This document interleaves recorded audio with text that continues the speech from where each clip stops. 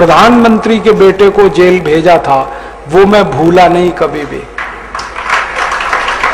Supreme court में इतनी ताकत है कि नेताओं ने जो लूट कर काला धन विदेशों में जमा किया है, इसको वापस लाकर इससे विकास करना है देश का। और ये लूट का धन 258 लाख करोड़ है, कोई मामूली रकम नहीं है। इसको वापस लाके विकास करना है। आप बोलेंगे ये कैसे आएगा? इसको वापस लाने के 4 रास्ते हैं।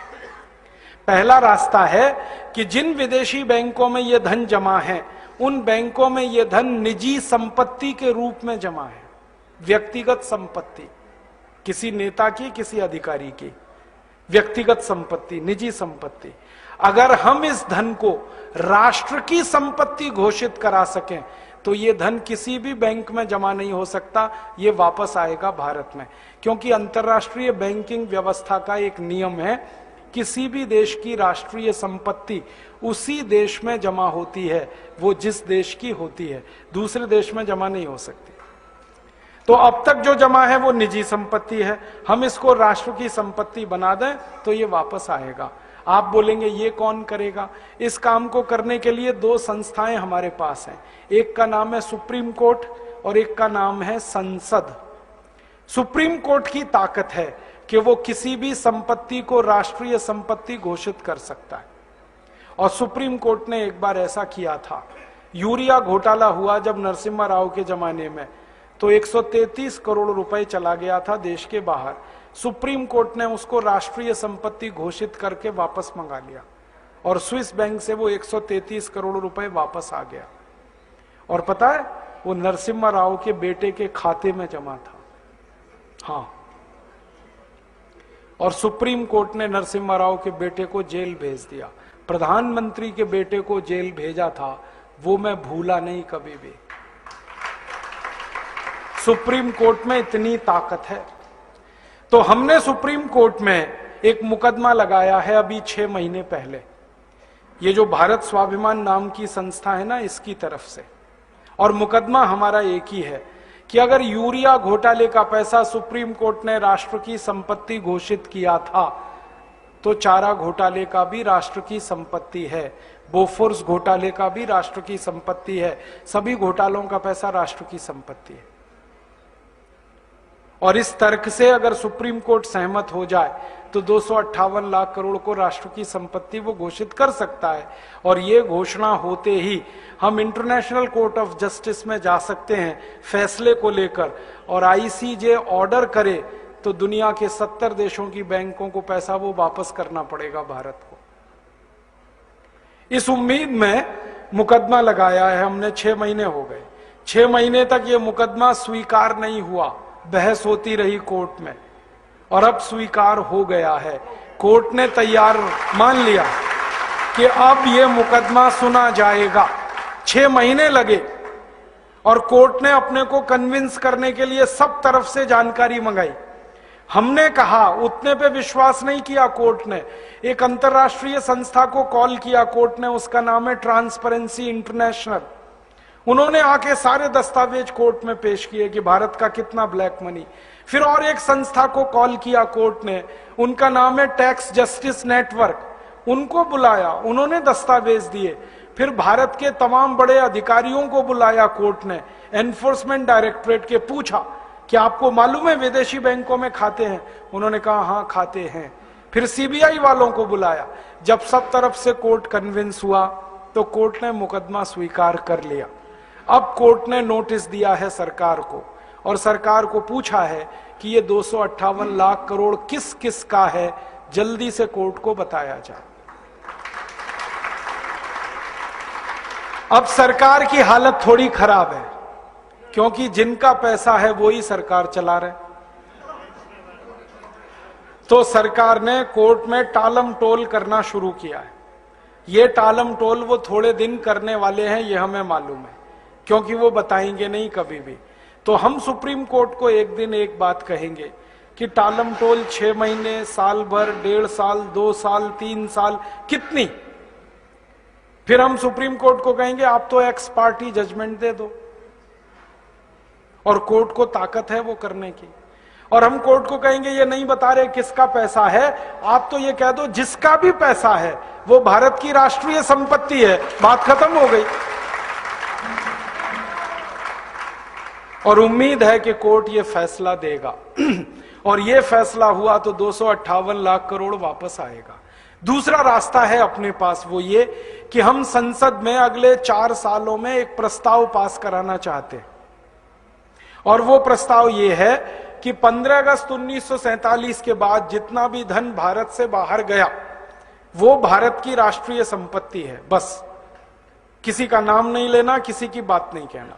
15 अगस्त 1947 के बाद जितना धन बाहर गया है भारत से हवाला के थ्रू, क्योंकि सब हवाला से ही जाता है, वो भारत की राष्ट्रीय संपत्ति है। संसद प्रस्ताव को पास करे।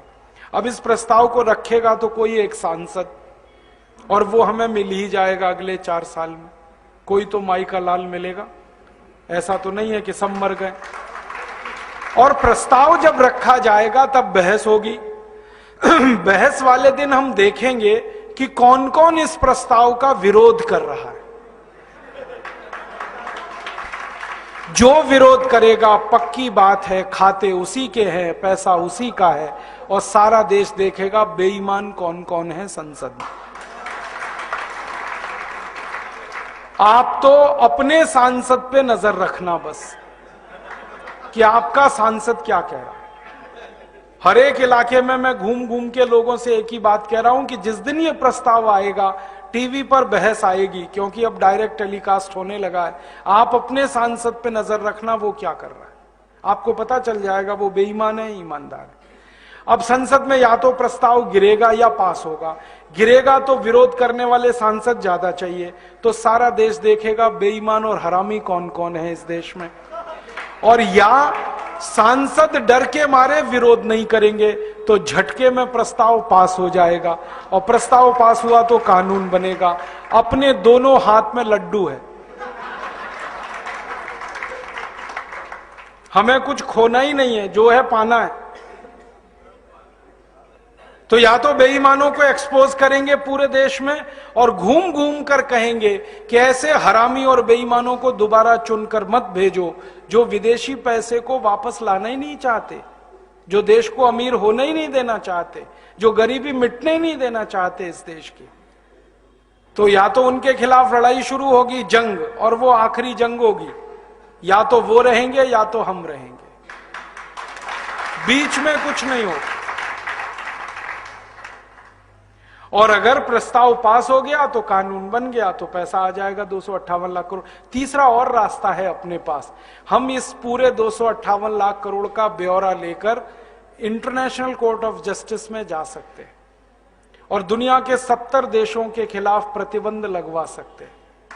अमेरिका ने अभी ऐसा किया। आपको मालूम है अमेरिका में भी भ्रष्टाचार है, वहां के भी लूटखोर नेता हैं, उन्होंने भी स्विस बैंक में खाते खोल रखे थे। बराक ओबामा ने अभी एक झटके में वो सब ठीक किया। उसने कानून बनवाया पहले अपने देश में, और वो कानून से पैसा ले आया। स्विस बैंक से 780 अरब डॉलर लाया निकाल के बराक ओबामा, और उसने अपनी इंडस्ट्री में लगा दिया वो पैसा। और अमेरिका के 19,780 खाते बंद कराए उसने। तो ये बराक ओबामा अगर कर सकता है तो भारत भी कर सकता है। बस अंतर इतना है कि अमेरिका को बराक ओबामा मिल गया है, भारत को एक बराक ओबामा की तलाश है। अगले 4-5 साल में मिलेगा, कोई ना कोई तो निकलेगा। भारत माता वीर विहीन नहीं है, निपूती नहीं है, बांझ नहीं है। जब जरूरत पड़ती है इस माता ने बड़े बड़े लाल पैदा किए हैं देश की समस्याओं का समाधान करने। आगे भी होगा, इसका विश्वास है हम। और ये काम हम बराक ओबामा की तरफ से भी कर सकते। बराक ओबामा ने अभी एक बहुत रोचक बात कही। हमारे प्रधानमंत्री गए थे अमेरिका, अभी मालूम है मनमोहन सिंह अमेरिका गए। बराक ओबामा ने मनमोहन सिंह को ऑफर किया, देखो मैंने स्विस बैंक से पैसे निकाल लिए, आपको निकलवाने? ऐसे ही बोला उसने, आपको निकलवाने, मैं मदद करता हूं आपकी। तो मनमोहन सिंह की ऊपर की सांस ऊपर, नीचे की नीचे, ना हां कहा ना कहा। फिर उसने कहा मैं भारत की मदद करना चाहता हूं सीरियसली इस काम में, और मैंने जैसे पैसा निकाला है स्विस बैंकों से, मैं वो बताना चाहता हूं, आप ऐसे निकालो। अब मनमोहन सिंह चुपचाप लौट आए, क्योंकि उनको बोलते ही नहीं बनता, क्योंकि सरकार चलाने वालों का पैसा है, बात ही नहीं करते वो। तो बराक ओबामा तैयार है, वो कहता है मैं मदद करूंगा भारत की। क्यों? वो कहता है भारत की मदद इसलिए करनी है, भारत महान देश है, ये वो बोलता है। और भारत की महानता जब वो गिनाता है ना, तो सबसे पहले कहता भारत बजरंगबली का देश है, हनुमान जी का देश। और वो हनुमान जी का भगत है बराक ओबामा। उसने मंदिर बनाया, मालूम है, आधा ईसाई आधा मुसलमान बराक ओबामा हनुमान जी की पूजा कर रहा। जब वो चुनाव लड़ रहा था तो उसने बजरंगबली का मंदिर बनाया, जयपुर से मूर्ति मंगाई थी, स्थापित कराई। और पहला राष्ट्रपति है अमेरिका में जिसने दिवाली मनाई अभी। हाँ, दिवाली को हनुमान जी की पूजा होती है ना, उसने की वहां, पंडित जी को बुलाया उसने। और वो कहता भारत महान देश है क्योंकि महात्मा गांधी का देश है। वो महात्मा गांधी को गुरु मानता है अपना। उसके घर में एक ही फोटो है, वो महात्मा गांधी की। वो कहता है इसलिए मैं भारत की मदद करना चाहता हूं। अब भारत सरकार ही तैयार नहीं है मदद लेने के लिए। तो ये अपने पास और एक रास्ता है। तो अपने पास 4 रास्ते हैं। एक चौथा रास्ता है कि हम खुद चाहें तो स्विट्जरलैंड से दादागिरी करके ये पैसा ला सकते हैं। स्विट्जरलैंड के पास ना आर्मी है, ना एयरफोर्स है, ना नेवल फोर्स है, छोटा सा देश है। हाँ, जनसंख्या भी इतनी कम है जितनी तो हमारे एक जिले में है, उतनी तो स्विट्जरलैंड पूरे देश में नहीं। मैं तो मजाक में कभी कभी ये कहता हूं कि सारे भारतवासी, माफ करना ये कहने के लिए, इकट्ठे होके पेशाब कर देंगे तो स्विट्जरलैंड बह जाएगा।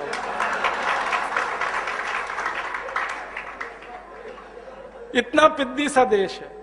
2 घंटे कार चलाओ तो स्विट्जरलैंड की सीमा खत्म हो जाती है, दूसरे देश में कार घुस जाती। पुलिस उनके पास है नहीं, आर्मी है नहीं, थोड़ी दादागिरी करो वो तो दे देंगे। अमेरिका ने अभी कहा था उनको कि इराक का ध्यान है, अफगानिस्तान का ध्यान है, वो आपका भी हाल हो सकता है। तुरंत उन्होंने पैसे निकाल के दे दिए, 1 मिनट नहीं लगा। तो अपने पास 4 रास्ते हैं, पहले तीनों रास्तों का उपयोग करेंगे। कानून से वो पैसा लाएंगे, क्योंकि गलत कानून के कारण वो पैसा गया है, तो कानून सही करके उसको वापस लाएंगे। और भविष्य में ये पैसा बाहर ना जाए, इसकी पक्की व्यवस्था करेंगे। पहला कानून बनाए